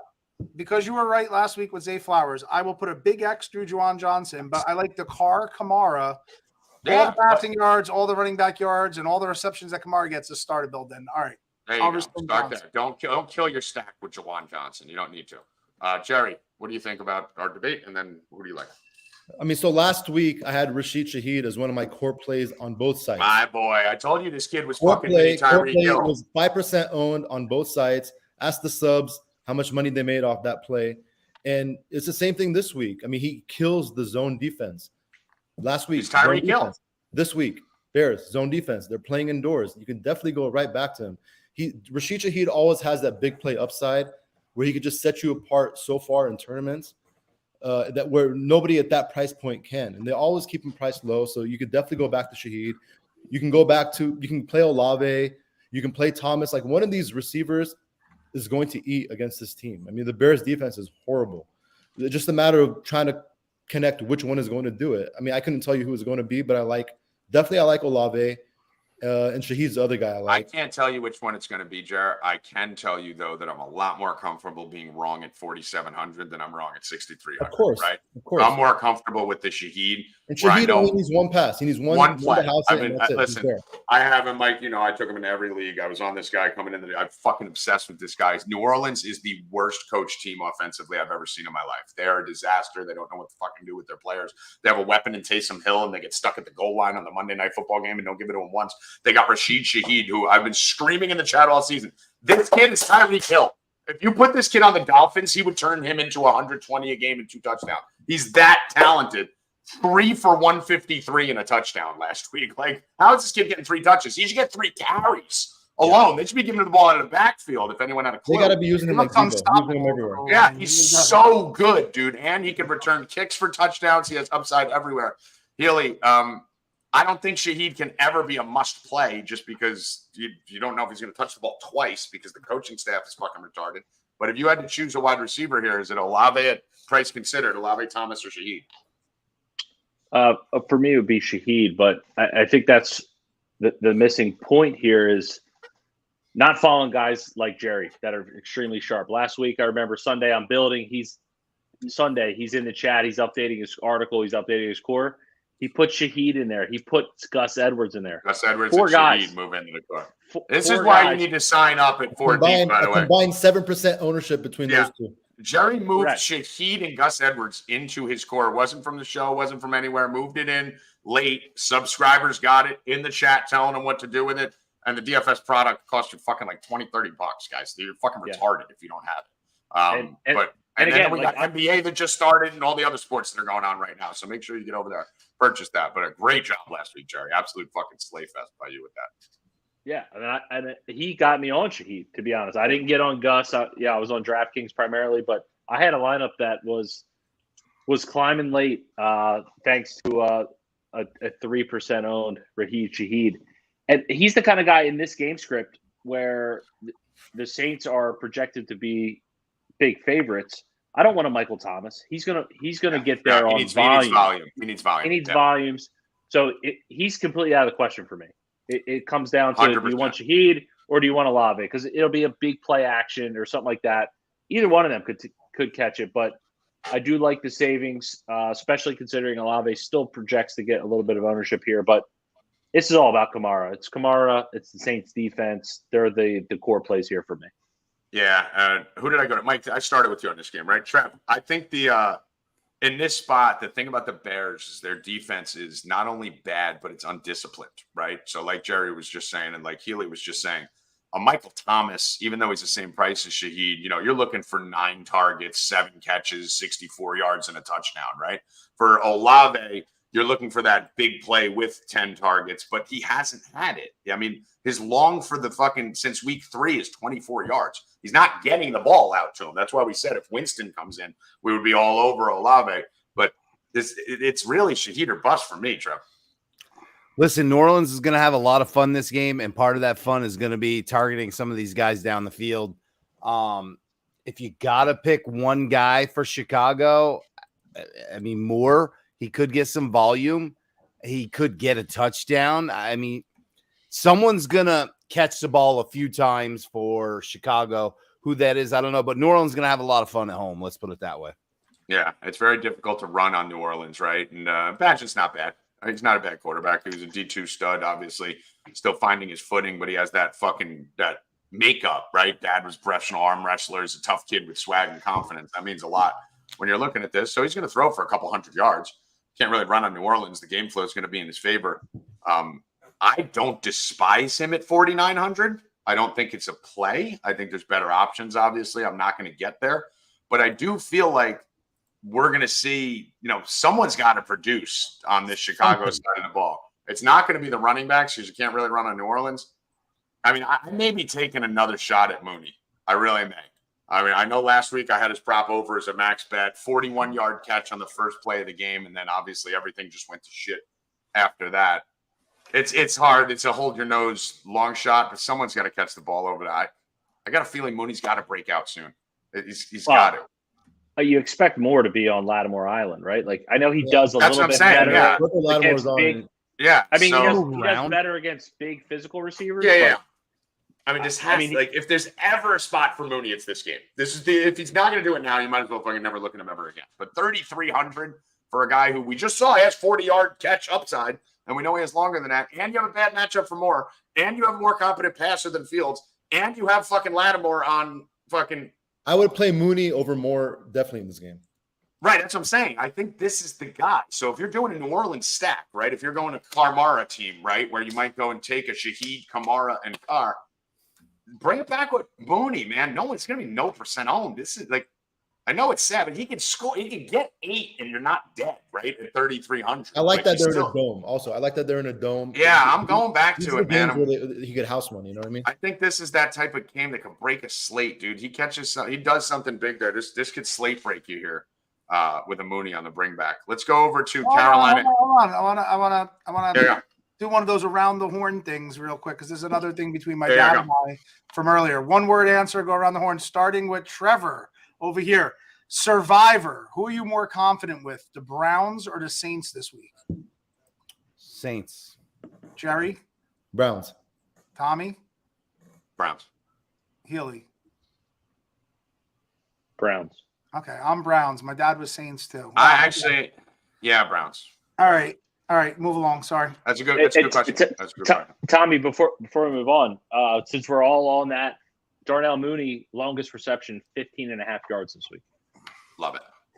Yeah, I'm going to be all over the Mooney props again. I got Mooney money to spare from last week, so I'm going to be throwing it all over. I think this could be the time. I think his bad season has been a product of Fields being completely inept. I know the targets haven't been there. I just don't think you have much to risk at 3,300. Let's go over to Indy, Carolina. This was actually a unanimous stay cash and bet, and almost all of us had it as a best bet on Indianapolis here versus Carolina. The line movement has been absolutely insane on this game. The Colts have been better on the road. Colts went from +2.5 to -2.5, Mike, on 63% of the money on the Panthers publicly.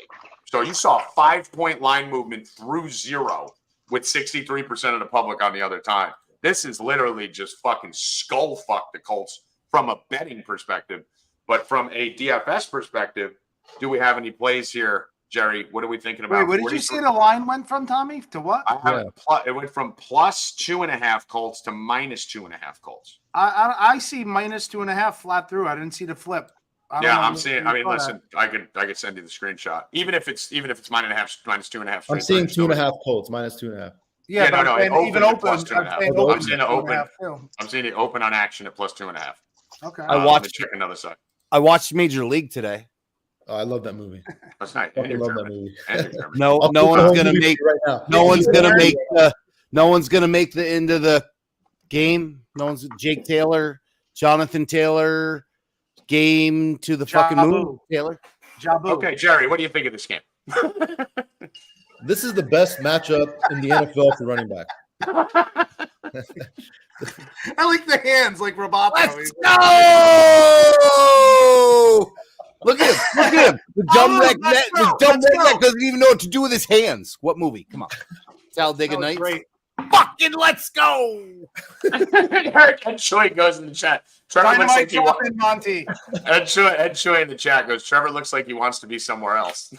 I'm right where I belong. We want Trevor to be somewhere else. Yeah, the strip club or the casino. Casino, for sure, the casino. Oh my God, don't they have a strip casino? I'm in. Every casino is kind of a strip club if you make enough money. Fair Jerry, talk to me what you like here. All right, so this is the best matchup in the NFL for any running back. The Colts, at some point, they're going to unleash Jonathan Taylor.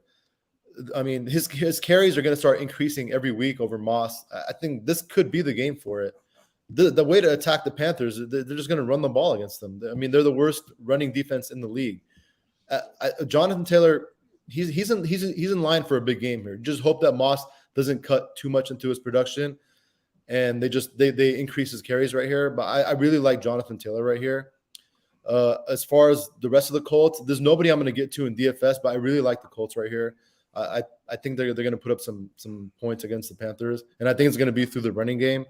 On the other side, I think Thielen's in a good spot too, This Colts secondary is nothing to be scared of. His price continues to go up, though. That's the only thing I'm not sure about. I don't know if I want to pay that price for him, but I think he should have a good game here. As far as the Chuba Hubbard experiment, I'm not going to go back to him this week.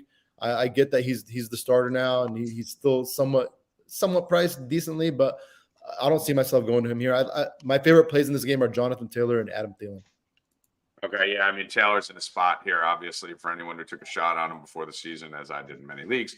It's paying off for you. As I don't know if you guys mentioned I was out. Downs questionable, Chark questionable.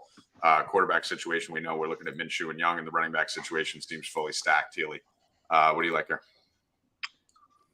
Yeah, Jerry nailed it. I talked about it on the Houston game last week. Missed on Stroud with the Panthers just drop 7-8 in coverage every play. They just don't want anything to go over the top, so they just allow teams to run on them.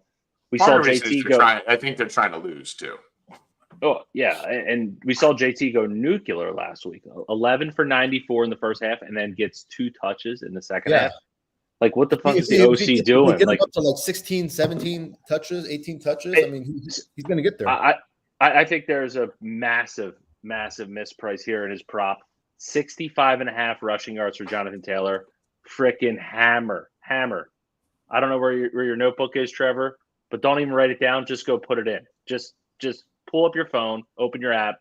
Jonathan Taylor over 65.5 rushing yards. That's the play of the week this week. From a DFS perspective, I still think he's very viable. I'm not as confident he's going to get this 16 to 20 touches we all hope, but I certainly feel very confident in his rushing prop at 65.5. On the Panthers side, Jerry hit on Thielen's price is going up. He's certainly in play for cash. He's got a great floor, but he's now in the price range where can he put up 35 plus? There's guys around him that have that kind of upside. I don't see him having that kind of upside for tournaments. 7,500. Yeah, we're getting to that. Like, this isn't cute anymore, right? 5,900. Like 75. You need to score 24 just to get value. Yeah, I mean, you need to show me you have the ability to put up 35, and we've seen him put up a lot of volume and receptions, and still not even be able to put up those numbers because he doesn't have the big play upside anymore. No, I know. It's because he doesn't have a quarterback. Well, yeah. Well, of course. Yeah. Hold on. Let him finish, Trevor. Go on. I would just say keep an eye on Jonathan Mingo, though. Young rookie. You got a new OC here. I think they look to kind of ramp up his development. He played 99% of the snaps last week. Yeah, this is the call, Haley. I'm pissed at you. Go again. He's just another guy I really like here. The Colts give up a ton of big plays. One, they're playing the fastest place in the league. There's just more opportunity. You can get him on the back end easy. I like Mingo, deep GPP flyer. Not even deep. No, not even. I was going to say, pull off that. No. Yeah. Mingo's a guy who I was extremely high on coming into the year. This kid was a stud in college. He was seeing targets early in the year, right? The first 3 weeks of the season. He actually had 5, 8, 6, and 7 targets for the first 4 weeks. It's just Bryce Young was a fucking abortion, right? This kid's a horse. He's a fucking powerful receiver. He's a good receiver. Last week, we saw 4 for 62 against Houston. I think he's just going to keep getting better. Young running backs throughout the season, once we get to this point, we start to head into week 8, 9, 10, 11. You start to see the young running backs hit a wall, right? But the receivers start to turn it on. They get used to the quarterback. They get their timing down. They get used to the speed of the game. Mingo is going to be a guy you want to look at picking up in seasonal leagues. Mingo's 3,400 right now. He's got big play upside. We saw a 40-yard pass last game. I really like this spot for Mingo. Really, I didn't think anyone else would say it. And the big thing for me right here to decide how heavy I'm going to go on Mingo is the DJ Chark status, Jerry. If DJ Chark is out, we already have, obviously, this isn't a big factor, but we have Chenault, who's been out for a couple weeks, right? I think he's been out since like week 5 or 6. Now we may have Chark out in this spot. You're looking at Thielen, Mingo, and then Terrence Marshall or someone like that, who every time he plays, he does fucking nothing. I mean, this may be an 8-9 target spot for Mingo here with upside. Colts secondaries, that's the way to attack them. It's gonna. I mean, you don't want to pay Thielen's price. I mean, Mingo, definitely take a shot on him. I don't mind that at all. There's a lot of guys we like here. We're talking Mooney, Mingo, the whole fucking team that we were deciding between before. We got about 5 or 6 guys. There's a lot of cheap guys this week. At 4,500 or less at wide receiver. And I think the thing to do here is to kind of lock in on your core, right? Make sure you don't miss a quarterback. Go lock in quarterback, lock in on your core, lock in a Cooper Kupp, whoever it is, and Alvin Kamara. Like basically what I'm going to be doing 3 lineups. Kamara is going to be on everyone. Kupp's going to be on everyone. And because of how much money I'm saving, I'm probably going to be looking at just locking in Lamar Jackson on everyone or Jalen Hurts, whichever direction you want to go. We'll get to that game in a second. Don't miss there, right? Take that core 4, core 5, Browns defense, pay up for it. Like, don't miss. And then just sprinkle in that mix of Mooney and all these cheap guys, Shaheed, fucking Mingo, and then, go Singletary and piece together the small pieces. Because I think, Jerry, we know exactly who's going to produce. Don't get too cute and have Lamar on the team that doesn't have Shaheed. Like, get those 5 guys and leave them. We're giving you guys these core pieces and just build around those core pieces. I think the slate is pretty simple. The thing about it, though, Healy, what I see when I look at people, and the reason why we've all been successful, winning hundreds of thousands of dollars in tournaments, is because people make 3 lineups, Bri, and they'll go Lamar on this one with Shaheed and Mooney, right? And then they'll go Jalen Hurts on this one with 2 other cheap receivers, and then they'll go and they break it up so it's like fuck the Shaheed lineup didn't have this. Pick a quarterback, pay up, get him. Pick Kupp. Pick someone else, pick your defense, and then leave them on all 3. And if you want to get weird, get on the 5th and 6th. But I think that's the key this week, Healy. Just pick your fucking 4, live and die by it, lose all the money or win all the money, and then sprinkle in the rest, and you have a shot at winning 6 figures this week. The good thing about this slate is Buffalo's not on the slate. Cincy's not on the slate. Miami's not on the slate. KC's not on the slate. KC's not on the slate. This is the slate to just take some shots on these guys. Take some shit, but go get your guys. Leave it. You don't want to not have Kamara or Kupp on the lineup where Mooney and Shaheed went crazy, right? Like, lock those in. It's the best advice I can give you. Healy, what do you like there? I already talked about this. Did you just give me this? So Jerry, go on. What do you like there? Oh, I already mentioned the. Okay, let's go to Mike. Mike, what do you like there?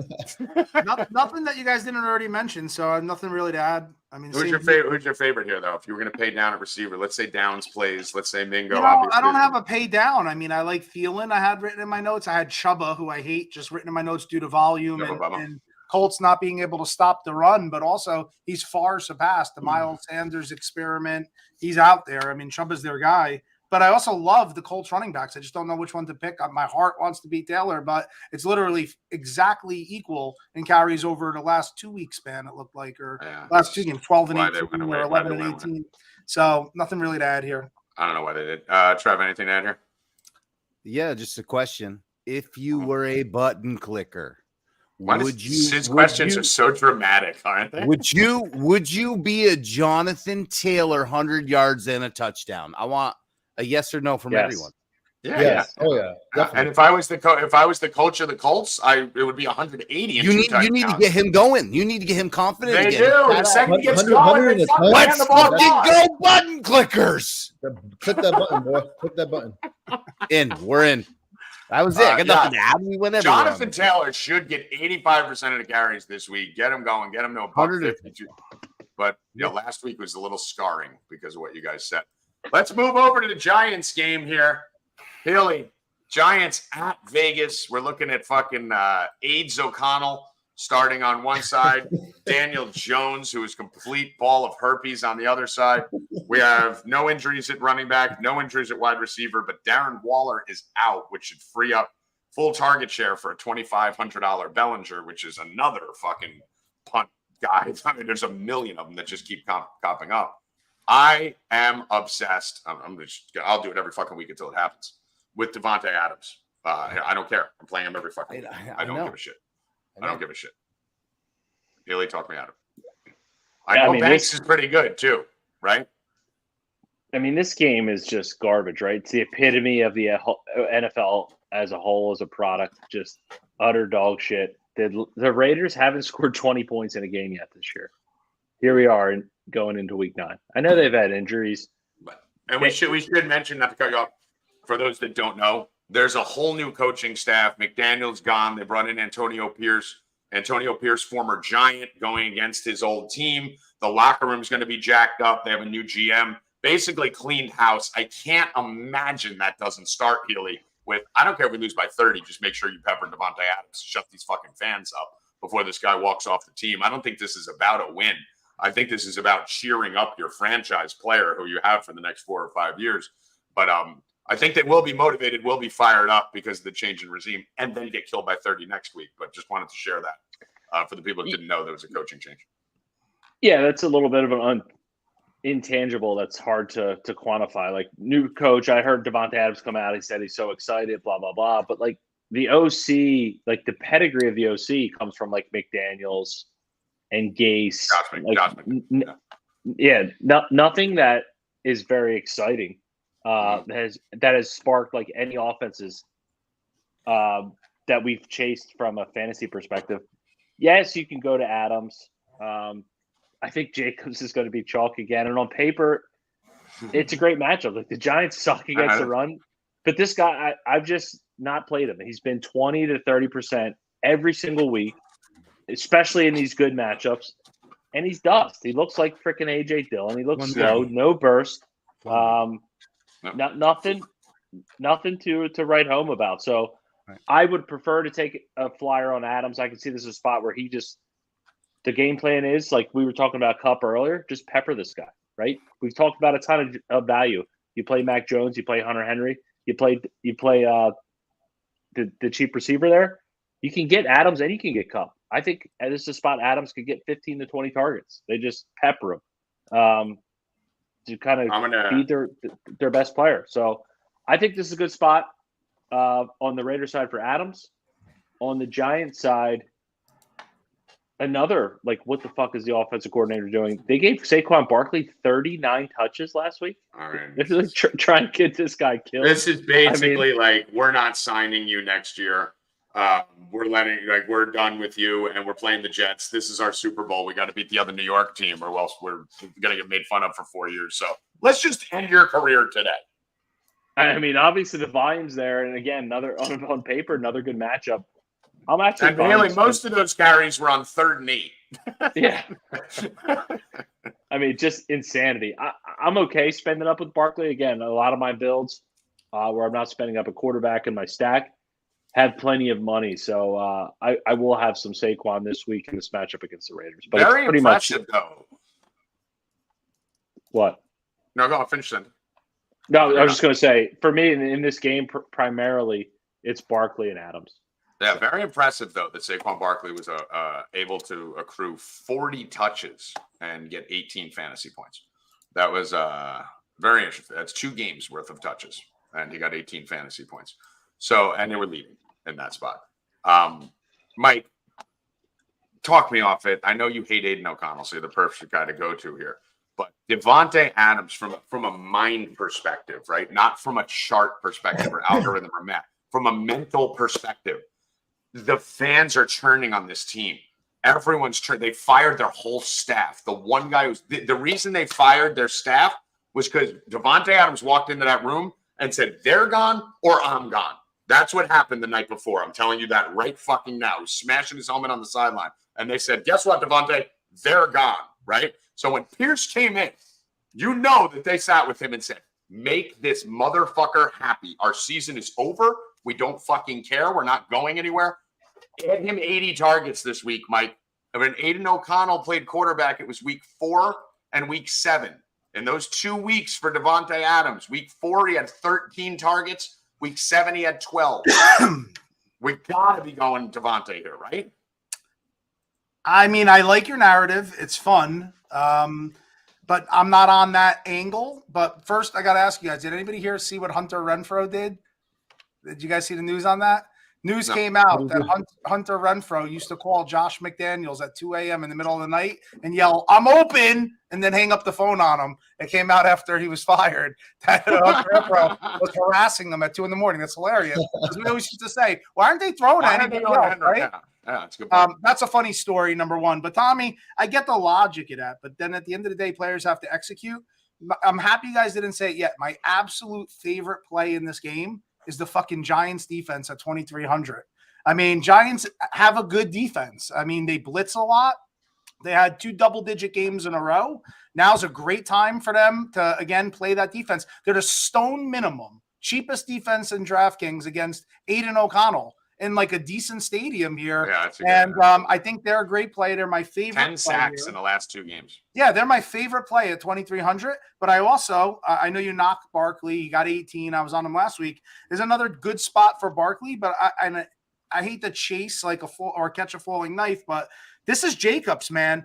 The Raiders have a great offensive matchup in the trenches with their line versus the Giants. As good as I like the Giants on defense in the pass rush, accumulating points, I think you're able to run the ball on the Giants. You know, missing Lawrence now in the middle. You got Jacobs. I like Jacobs, Saquon, and I like the defense. So I'll do a Giants defense alone. I'll do Giants and Saquon together, and then I'll have a Jacobs lineup, standalone.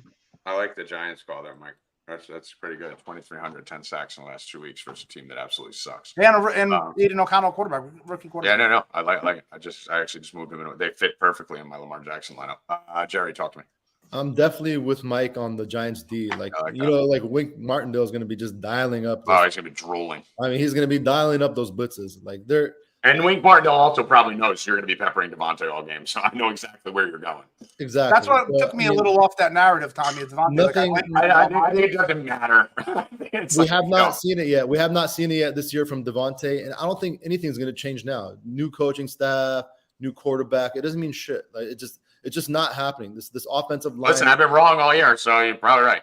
I mean, if anybody in this game for me, it's the running backs. It's Jacobs only because. I mean, he's going to be catching those passes from O'Connell. He's going to be just dumping it off to him. I like Jacobs to get a lot of catches here. He's just going to be peppered with them. And on the other side, I like Saquon. It's those three. I would say Jacobs, Saquon, and I really like the call on the Giants defense.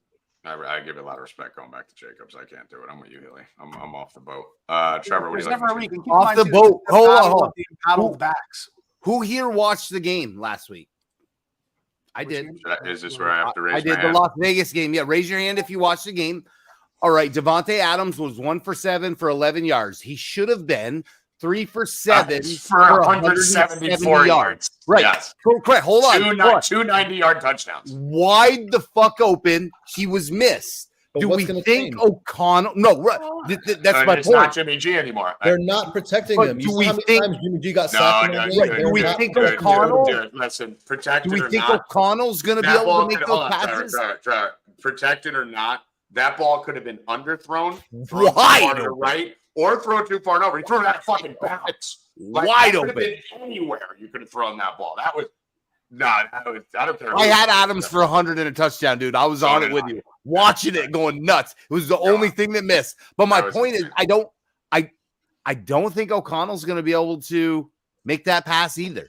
I think there's a bigger No. problem here. I do think they will pepper him a little bit, but he's not going to have the big game that we all want him to have. Guys, So I I'm mean, with these guys. I'm kind of getting annoyed with everyone thinking every quarterback that isn't a starter absolutely sucks. This kid has a 60. Hold on. He has a mustache. Okay, you watched him? Did you What watch are him? you I talking watched about? him. O'Connell's He's got a starting. mustache. All right. What are He you was talking about? fumbling handoffs. Okay, got a fumbles don't mustache. matter. He's going to fumble twice or 3 times. That's why I love the Giants defense with you, Mikey. I also think the Giants defense being in play is going to make the Raiders throw more. Aiden O'Connell has a 65.4% completion percentage this year. He had a 77% completion. Can I ask you a question? Yes. You're building your DraftKings lineups. You're in the 8K range.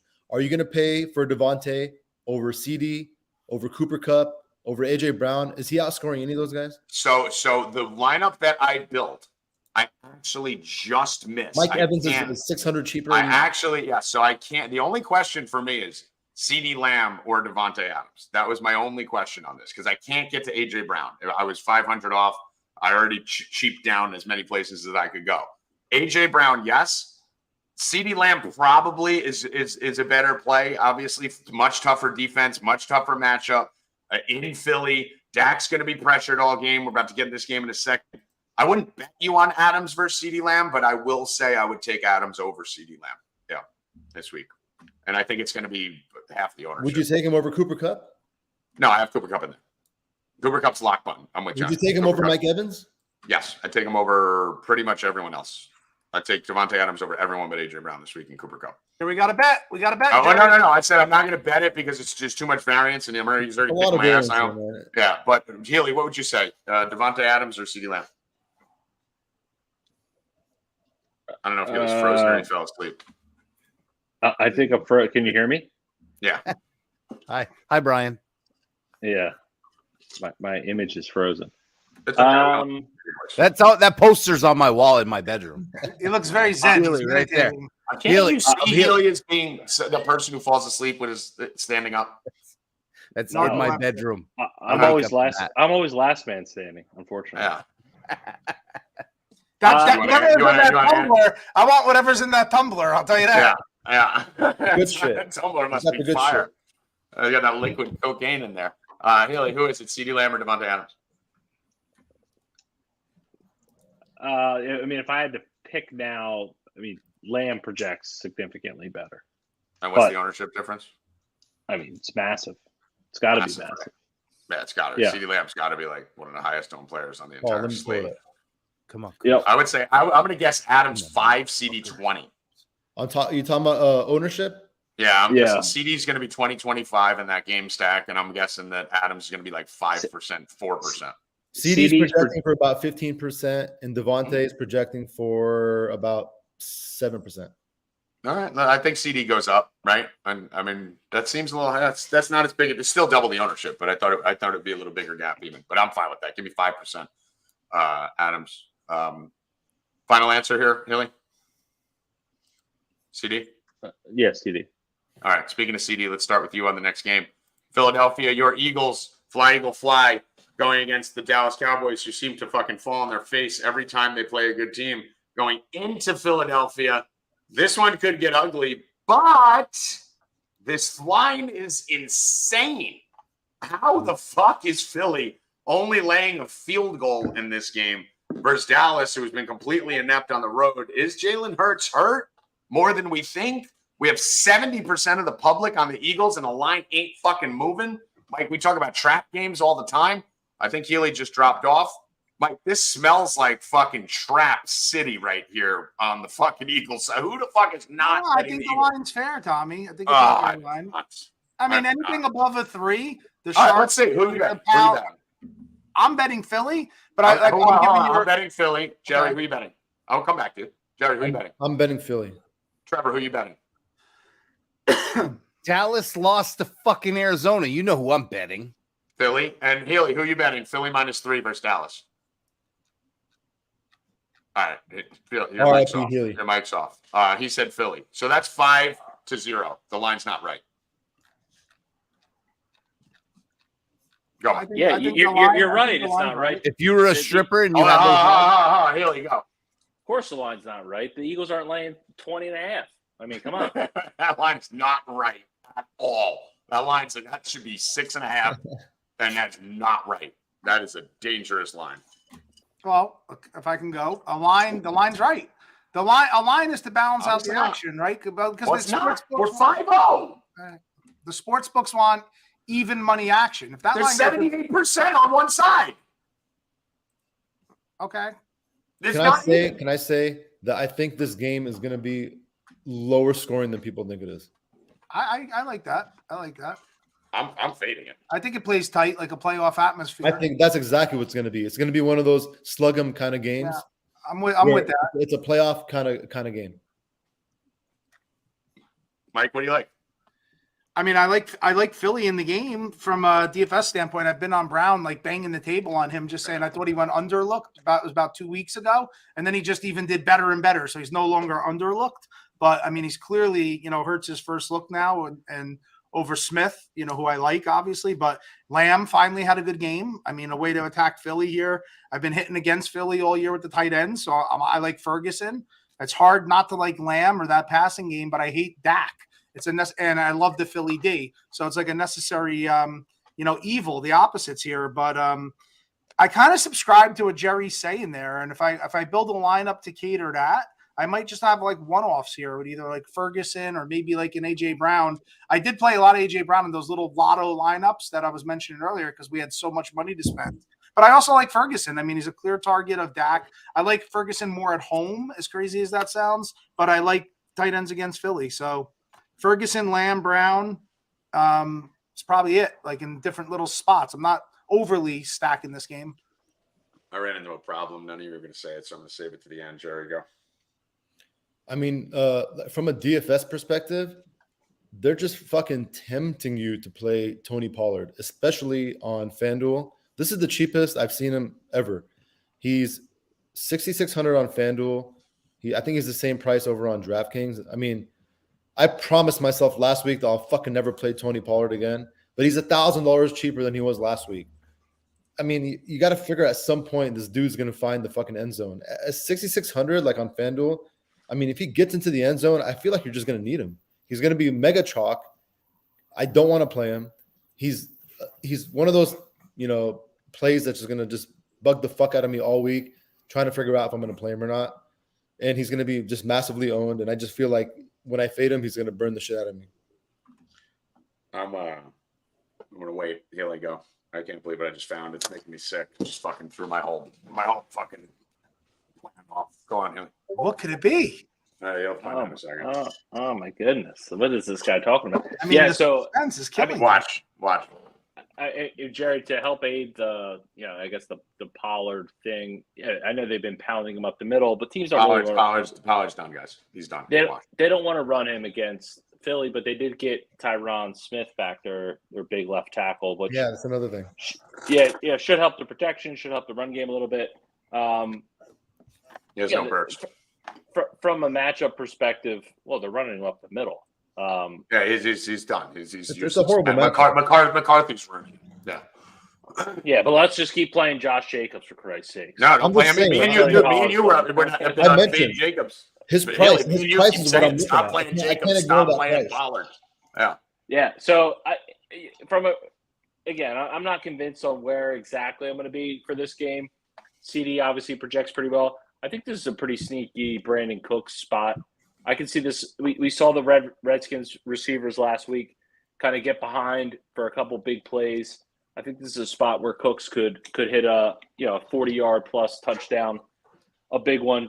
As Mike mentioned, Ferguson, tight ends against the Eagles, tails old as time.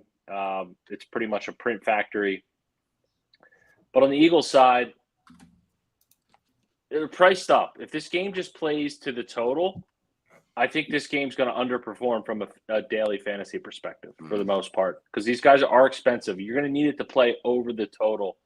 I do have a little bit of interest in A.J. Brown. I'm just going to keep riding that train. Like, I know folks are waiting for Devontae. He got a better game last week, but it's just it's the A.J. Brown show. That's what it is. And for me, the Eagles team total 23.5 points, just complete jam fest.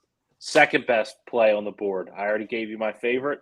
This is my second best play of the week. Eagles team total over 23.5. Neither of you mentioned it yet. Trevor, go. Nothing yet. My biggest play in this game is Goddard. I know who Tommy likes the most, but I just that's fine. I'm a I don't Goddard. know if you do because I didn't until 30 seconds until 3. I'm a Goddard Lamb Dowdle. Cooks. He likes I'm a Goddard Lamb Cooks in this game. No, it's Swift. It's Dowdle. They're gonna run straight through the gut because that's where Dallas is vulnerable. No, I don't buy it. It's not gonna happen. I think it's gonna be Goddard, Lamb, and Cooks. That's who I'm on in this game. That's it. Brown, I think, does okay, but he's $8,600. He's not going to pay off his salary. I like other guys at that price point. That's where I'm at. Yeah. This is bothersome. This is really going to fuck with me. And no one can argue this. Healy will because he's retarded, but that's it. First of all, Ferguson's a nice little look here at tight end 4,000. Got more involved last week. But, guys, this line has looked funny to me all week. It doesn't make any fucking sense. I don't care what Mike says. I don't care what anyone says. This line does not make sense. You go ask 100 people, and 87 of them are taking fucking Philly -3 in this game. Here's why. Dak Prescott's last 3 games versus the Philadelphia Eagles. Last 3 games. 77% completion percentage, 347 and 3. 77.8% completion percentage, 295 and 5. 80.8 completion percentage, 238 and 3. Dak Prescott is averaging 79% completion percentage, 11 touchdowns, and 1 interception in his last 3 games against the Eagles. And the 295 and 5 game was on the road. What the fuck is that? That, like, I mean, those numbers are 80% completion percentage. 3 games. One of them on the road where he threw 5 touchdowns. I'm actually flipping. Dak Prescott has just become my quarterback for this week. Either way, I'm good.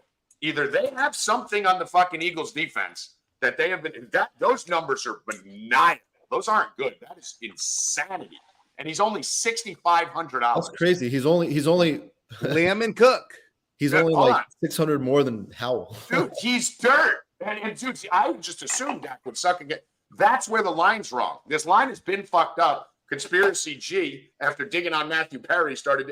Dude, he fucking Jerry, 80% completion percentage, 3 straight games. He's got something on them. 6,500 we get him at.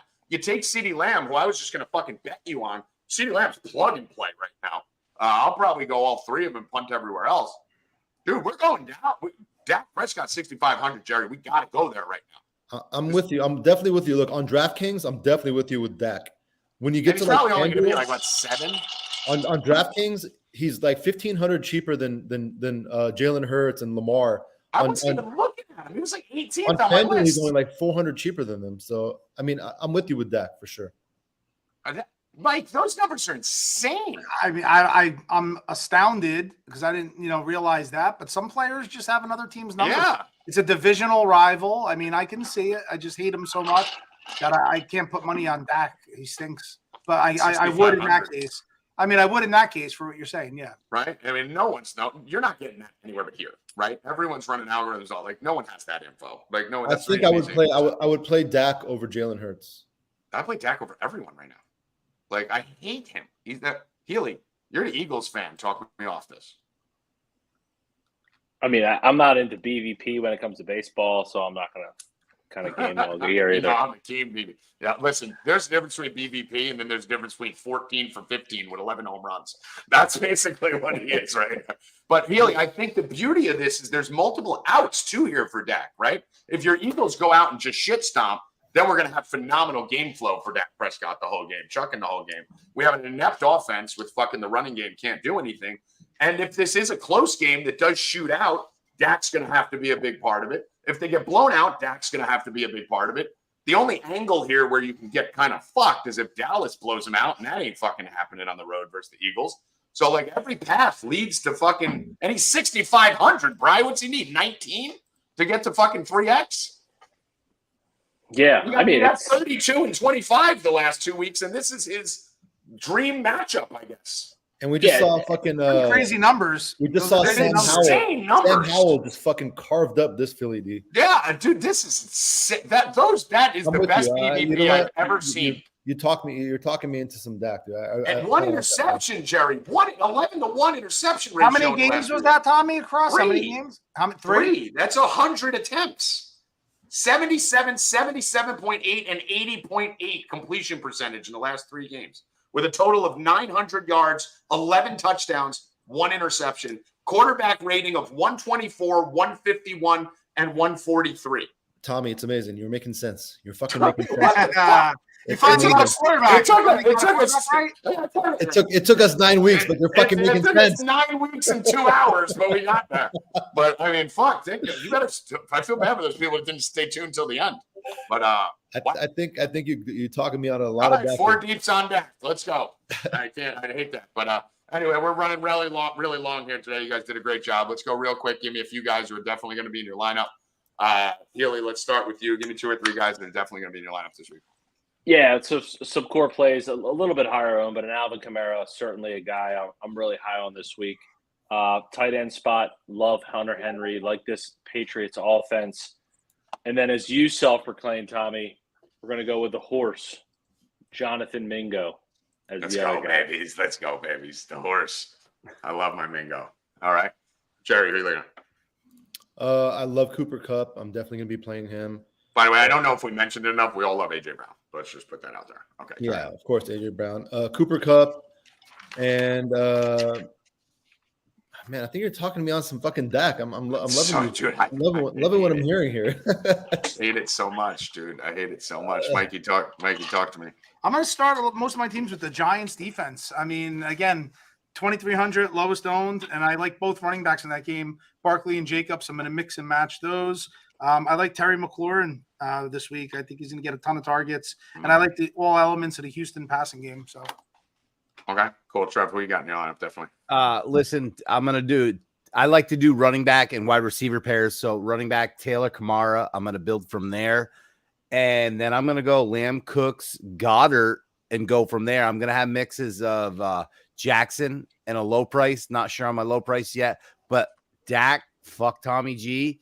I'm looking at Dak now because of this motherfucker. I am so mad about this. Trust me, there's no one more mad than me because I hate him fucking more than anything in the world. I'm going to tell you, I really love Mike's call with the Giants defense. That's great. I'm with Healy on Mingo. Obviously, you know I love McBride. I mean, I'm all in Dak, and I'm just afraid that this is going to force me into CD and AJ Brown. You know, you almost need the bring back with AJ Brown on that. And am I going to be able to get to Cup if I do that? So I don't know. Haley, I see it on your head. I know for sure I'm going to have Dak now. I know for sure I'm having McBride, Mingo, Giants. My core is Cup, Brown, Adams, Lamb. What were you shaking your head about there? No, I mean, there's certainly plays that will allow you to, either double tight end or there's plenty of wide receivers we went through in that 3K range. But I'm just saying, if I go Dak, I have to go CD, and if I go Dak CD, I almost have to go AJ Brown, right? Like, doesn't it? I almost need the bring back there. Goddard. No, it's going to be AJ Brown. If I'm bringing back, I'm bringing back with AJ Brown.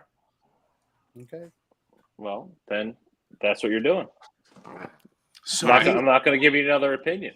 That's it. Don't. I'm stubborn. All right. Final words, Constantino. Wow, you caught me off guard with the final words, Constantino. Giants defense, I guess. Giants want to go first, and then when I do, you're never ready. Because you know why? Honestly, I'm fiddling with a lineup right now with Dak Prescott. I mean, you polluted all of our minds. I mean, this is I'm pretty pissed off. Okay, go on. So, final words. I did it. I said Giants defense. Okay, Jerry, final words. Tommy finally he made sense. I'm with Tommy on this one. Finally made sense. To me. What is going on in the world today? No, it finally made sense. You say enough words, eventually you're gonna fucking. My Dak lineup is in. I just entered it. Those are my final words. Brian Healy, final words. I can't recommend. What would you like to say? What would you like to say about Desmond Ridder? You piece of shit.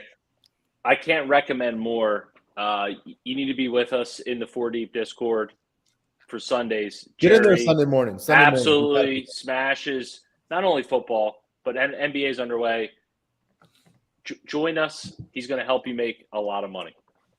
Guys, yeah, this is the time. We got college basketball starting on Monday, too. I was up 309 units in 2023 in college basketball, not even the whole year. So we have college basketball going next week.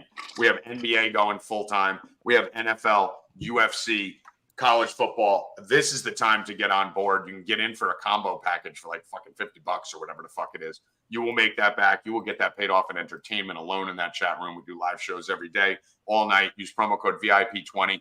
We are going to slay. Just to give an update for our betting people right now, we do have the Blues. I have plus 140 or up 2-1. The Flyers, I had plus 141, 5-1. Syracuse, without their starting quarterback, who got announced out right before the game, is down 3 with the ball. Go, motherfucker, not down 3 anymore. Oh, let's go. Syracuse about to be up. And we have the Milwaukee Bucks, who are winning basically a full sweep for me tonight. So sign up. 4Deep Bets. 4Deep Bets, VIP 20% off. For Mike Constantino, Benny behind the glass, Trevor, Nope. Brian, Final Healy, fucking Jerry. words. Nope, you're done. Good luck. Stay cashing, motherfucker. I forgot to go to you. Sorry. Let's go! Did Jennifer Aniston